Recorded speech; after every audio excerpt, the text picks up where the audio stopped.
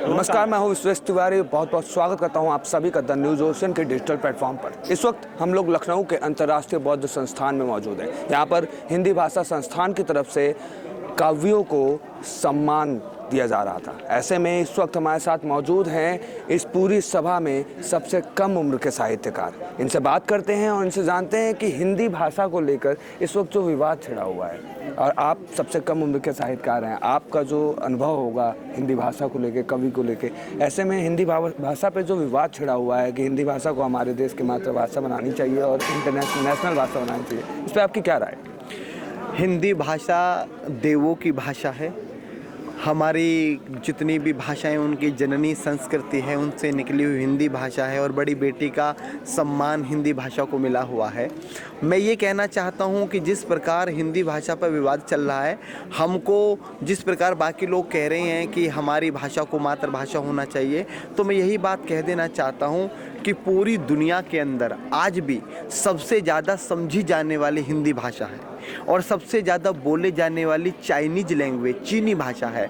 तो बस मैं यही कहना चाहता हूँ कि हमारी हिंदी भाषा सर्वश्रेष्ठ है और हम सभी बोलियों का सम्मान करते हैं, सभी भाषाओं का सम्मान करते हैं। एक दिन वो अवश्य आएगा कि बाकी लोग भी इस बात को समझेंगे और पुनः देश के उत्थान के लिए, विश्व निर्माण के लिए हम हिंदी भाषा को राष्ट्रभाषा अवश्य बनाएंगे। यहाँ मौजूद आप सबसे कम उम्र के साहित्यकार हैं। जैसा कि हमारे देश के युवा इस वक्त अलग अलग श्रेणियों में जा रहे हैं, नाच में जा रहे हैं, गाने में जा रहे हैं, लेकिन साहित्य को लोग अब धीरे धीरे भुलाते चले जा रहे हैं। उनके लिए आप कुछ कहना चाहेंगे? ऐसी बात नहीं है। आपके पास में जो आंकड़ा है वो गलत है। आप थोड़ा गहनता से अध्ययन कीजिए।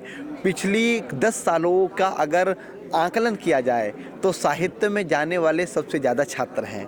पिछले 10 साल का अगर आकलन किया जाए तो हिंदी मंचों पर आने वाले सबसे ज़्यादा युवा रचनाकार हैं। पिछले 10 सालों का अगर आकलन किया जाए तो आज हिंदी से पद प्रतिष्ठा, मान सम्मान, पैसा अर्जित करने वाले बहुत सारी संख्या में युवा शक्ति है। तो इसलिए मैं कहना चाहता हूँ कि हिंदी भाषा का सम्मान हमारा सम्मान है। हिंदी भाषा यश भी दे रही है, सम्मान भी दे रही है, पैसा भी दे रही है। क्योंकि सबसे बड़ी बात यह है कि अंग्रेजी आपको कार दिला सकती है, लेकिन संस्कार आपको सिर्फ मातृभाषा हिंदी दिला सकती है। जैसा कि आप हमारे देश के युवाओं के लिए कोई संदेश देना चाहेंगे अपनी तरफ से, खास करके लखनऊ की जनता के लिए, क्योंकि आप सुनने में आए दिल्ली से आ रहे हैं, रातों रात आए हैं, तो हमारे लखनऊ की जनता के लिए कुछ?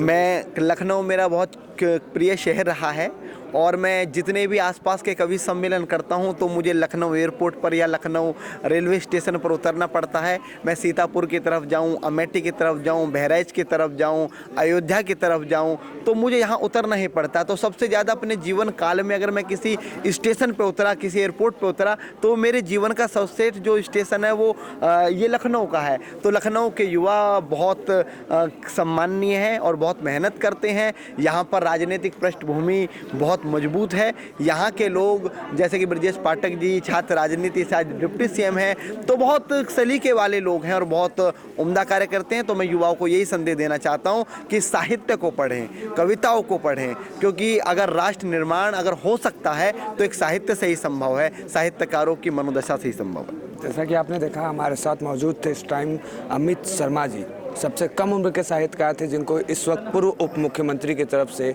सम्मानित किया गया। धन्यवाद।